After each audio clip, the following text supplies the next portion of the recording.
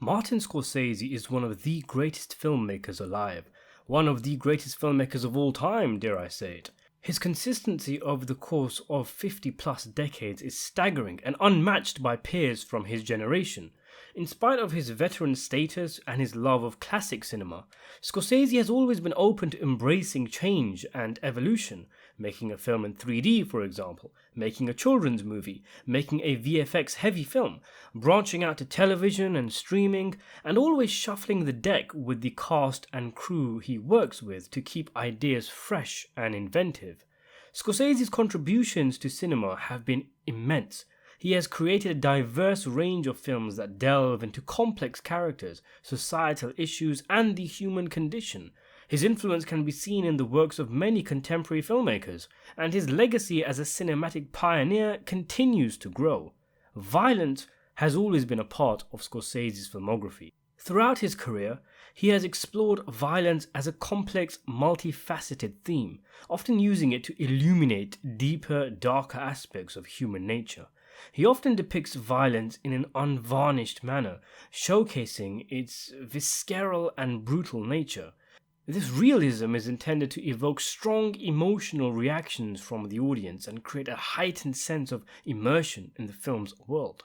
His characters often exist in morally grey areas where violence is a manifestation of their inner conflicts, desires, and struggles.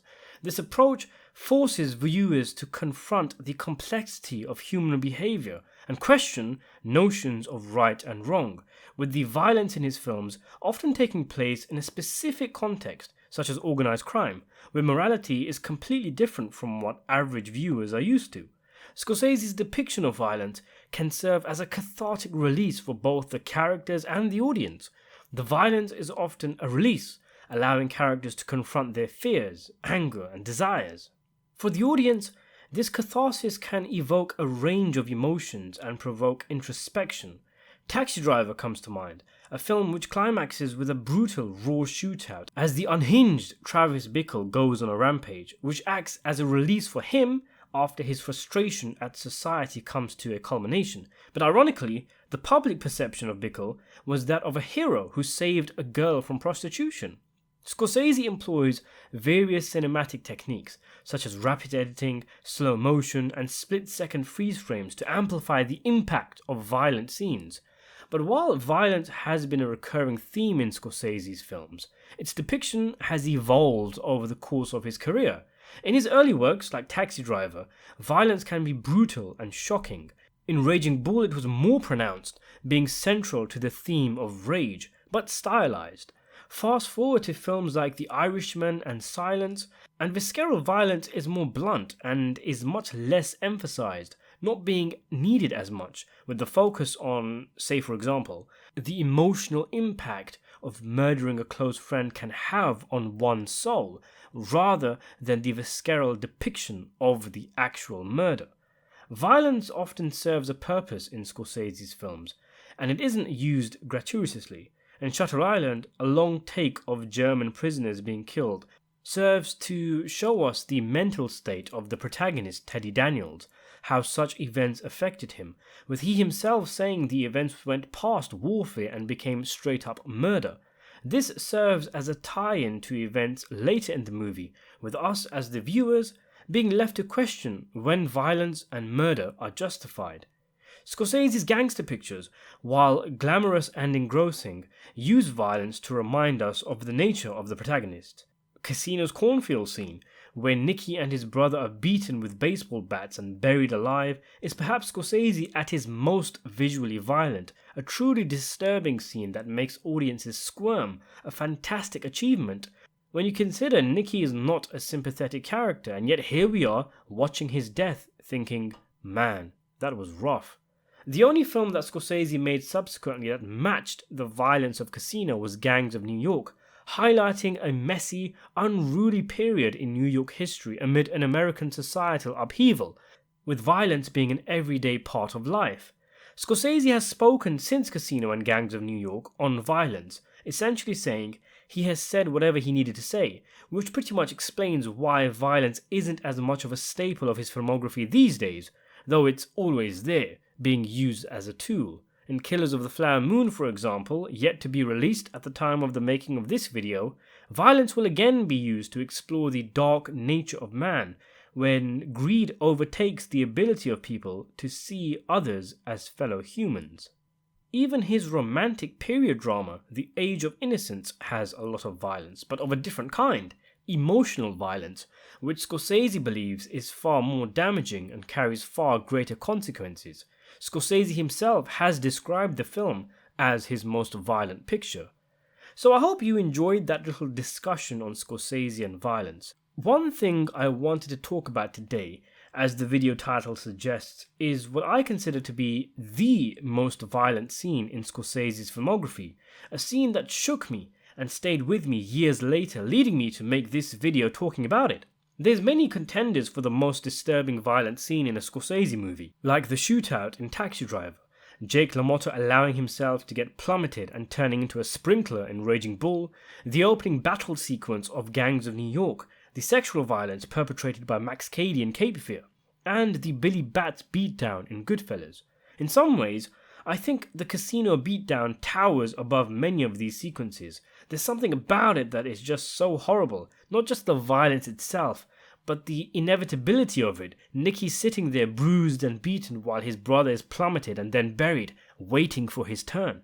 But my choice may surprise you. It's actually from his 1977 spiritual film Condon, exploring the life of Tibet's 24th Dalai Lama as he deals with Chinese oppression and other issues.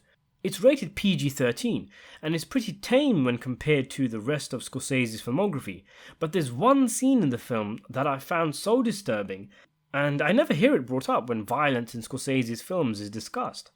China invades Tibet and begins enforcing its rule, with the Dalai Lama escaping to India and living in exile. He's approached by one of his men who gives him news of what's happening back home, about the rebellion's effort against the much superior modern army. Let's take a look at the scene before breaking it down. I have always asked for just plain information. The Chinese have bombed the monastery of Litang. It has been destroyed. They throw rocks from aeroplanes. Nuns and monks are made to fornicate in the streets. They put their guns in the hands of our Kampa children and force the child to kill the parent.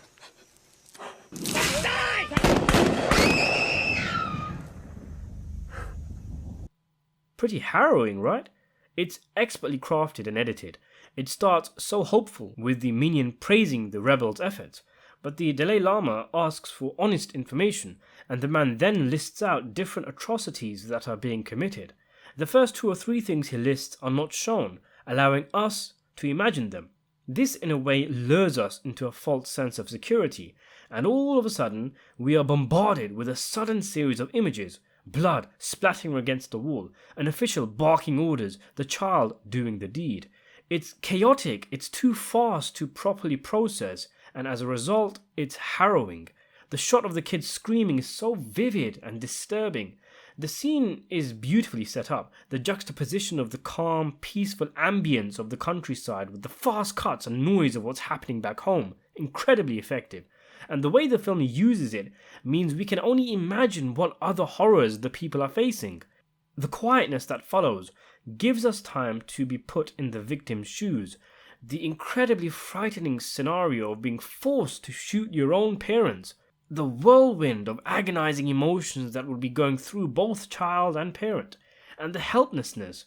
There is no possible help, no escape. There's no chance of, say, the cops storming in and putting a stop to Travis Bickle's next rampage. There's no authority here. The guy telling the kid to do the killing is the authority.